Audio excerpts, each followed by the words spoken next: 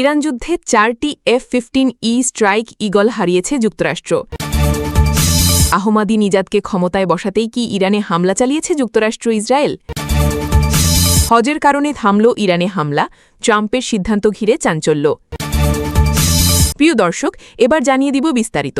তবে তার আগে আপনি যদি এই চ্যানেলে নতুন দর্শক হয়ে থাকেন তাহলে চ্যানেলটি সাবস্ক্রাইব করে দিবেন পরবর্তী সকল আপডেট নিউজ সবার আগে পেতে, এবং আপনি যদি নিরীহ ইরানিদের ভালোবাসেন তাহলে আই লাভ ইরান লিখে বিশ্ববাসীকে জানিয়ে দিবেন। এবার বিস্তারিত। ইরানের সঙ্গে যুদ্ধে যুক্তরাষ্ট্রের অন্তত 42টি সামরিক বিমান ও ড্রোন ধ্বংস বা ক্ষতিগ্রস্ত হয়েছে বলে জানিয়েছে মার্কিন কংগ্রেশনাল রিসার্চ সার্ভিস।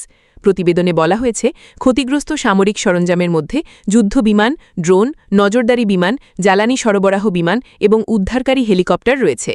ধ্বংস বা ক্ষতিগ্রস্ত হওয়া বিমানগুলির মধ্যে রয়েছে 4টি F-15E স্ট্রাইক ঈগল, একটি F-35A লাইটনিং II, একটি A-10 থান্ডারবোল্ট, 7টি KC-135 জ্বালানি সরবরাহ বিমান এবং 24টি MQ-9 রিপার ড্রোন।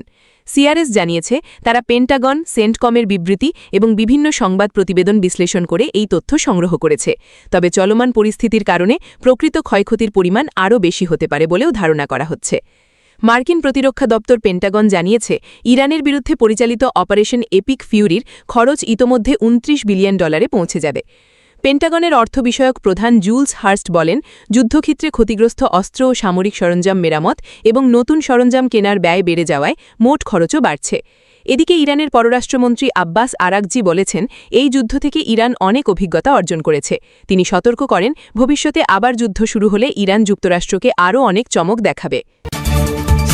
মার্কিন সংবাদমাধ্যম নিউ ইয়র্ক টাইমস জানিয়েছে, যুক্তরাষ্ট্র ইসরায়েলি বাহিনীর একটি সাহসী পরিকল্পনা ছিল, যেটার নাম তারা দিয়েছিল অপারেশন আজাদি, যার লক্ষ্য ছিল ইরানের সাবেক প্রেসিডেন্ট মাহমুদ আহমাদিনেজাদকে গৃহবন্দিত্ব থেকে মুক্ত করা এবং সাবেক এই প্রেসিডেন্টের সহায়তায় ইরানের শাসন পরিবর্তনের প্রক্রিয়া সহজ করা।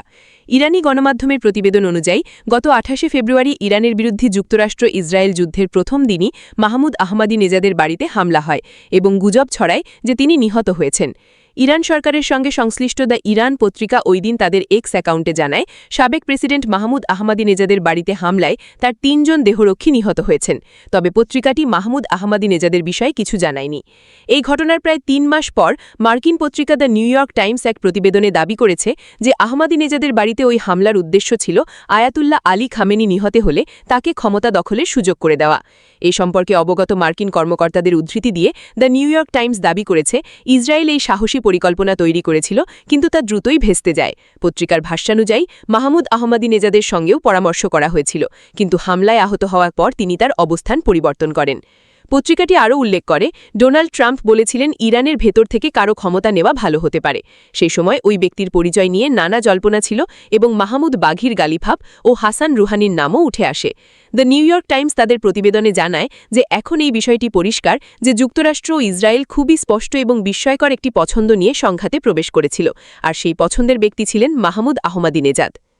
মার্কিন সংবাদমাধ্যম নিউ ইয়র্ক টাইমস জানিয়েছে, যুক্তরাষ্ট্র ও ইসরায়েলি বাহিনীর একটি সাহসী পরিকল্পনা ছিল, যেটার নাম তারা দিয়েছিল অপারেশন আজাদি, যার লক্ষ্য ছিল ইরানের সাবেক প্রেসিডেন্ট মাহমুদ আহমাদিনেজাদকে গৃহবন্দিত্ব থেকে মুক্ত করা এবং সাবেক এই প্রেসিডেন্টের সহায়তায় ইরানের শাসন পরিবর্তনের প্রক্রিয়া সহজ করা।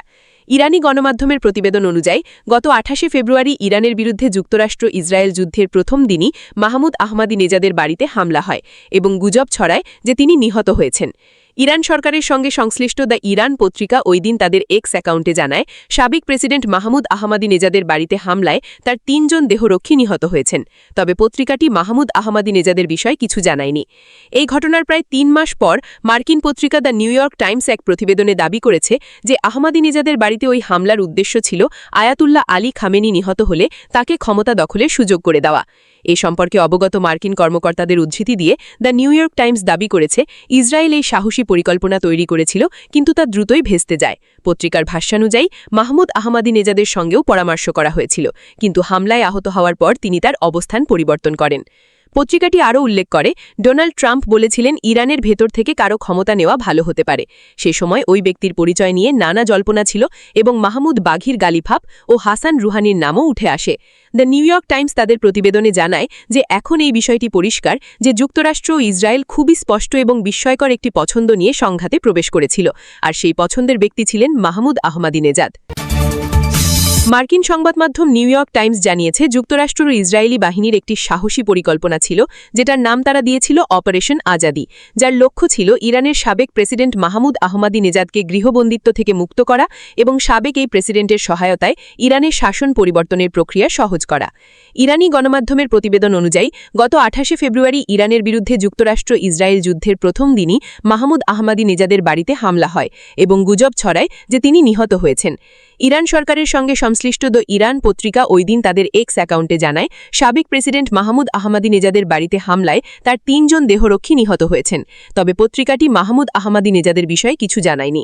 এই ঘটনার প্রায় 3 মাস পর মার্কিন পত্রিকা দ্য নিউ ইয়র্ক টাইমস এক প্রতিবেদনে দাবি করেছে যে আহমাদিনেজাদের বাড়িতে ওই হামলার উদ্দেশ্য ছিল আয়াতুল্লাহ আলী খামেনি নিহত হলে তাকে ক্ষমতা দখলের সুযোগ করে দেওয়া। এ সম্পর্কে অবগত মার্কিন কর্মকর্তাদের উদ্ধৃতি দিয়ে দ্য নিউ ইয়র্ক টাইমস দাবি করেছে ইসরায়েল এই সাহসী পরিকল্পনা তৈরি করেছিল, কিন্তু তা দ্রুতই ভেস্তে যায়। পত্রিকার ভাষ্যানুযায়ী মাহমুদ আহমাদিনেজাদের সঙ্গে পরামর্শ করা হয়েছিল, কিন্তু হামলায় আহত হওয়ার পর তিনি তার অবস্থান পরিবর্তন করেন।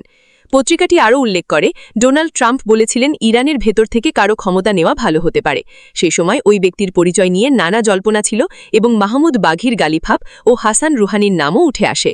দ্য নিউ ইয়র্ক টাইমস তাদের প্রতিবেদনে জানায় যে এখন এই বিষয়টি পরিষ্কার যে যুক্তরাষ্ট্র ও ইসরায়েল খুবই স্পষ্ট এবং বিস্ময়কর একটি পছন্দ নিয়ে সংঘাতে প্রবেশ করেছিল, আর সেই পছন্দের ব্যক্তি ছিলেন মাহমুদ আহমাদিনেজাদ। হজ চলাকালীন ইরানে পরিকল্পিত হামলা স্থগিত করেছেন মার্কিন প্রেসিডেন্ট ডোনাল্ড ট্রাম্প।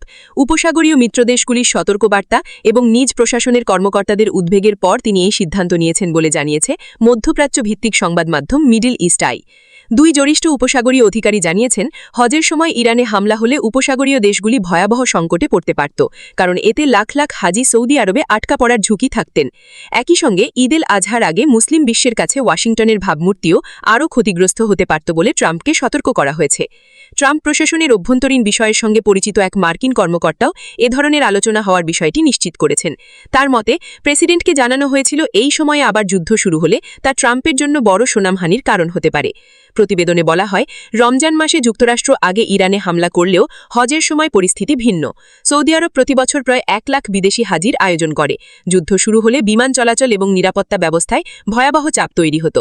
বিশেষ করে কাতার, সংযুক্ত আরব আমিরাত সহ দক্ষিণ ও পূর্ব এশিয়ার দেশগুলিতে এর বড় প্রভাব পড়ত। এবছরের হজ শুরু হবে 24 মে এবং চলবে 6 দিন। ইতোমধ্যে বিপুল সংখ্যক হাজি সৌদি আরবে পৌঁছে গেছেন। তবে সংশ্লিষ্ট 3 কর্মকর্তা মনে করেন হজ শেষ হওয়ার পর আবারও ইরানকে কেন্দ্র করে সংঘাত শুরু হতে পারে। তাদের দাবি যুক্তরাষ্ট্র আগেতেও বিভ্রান্তিকর কৌশল ব্যবহার করে ইরানকে আত্মতুষ্টিতে ফেলেছিল। ফেব্রুয়ারিতে হামলার আগে জেনেভায় আলোচনায় অগ্রগতির ইঙ্গিত দিয়েও পরে হামলা চালায় ওয়াশিংটন।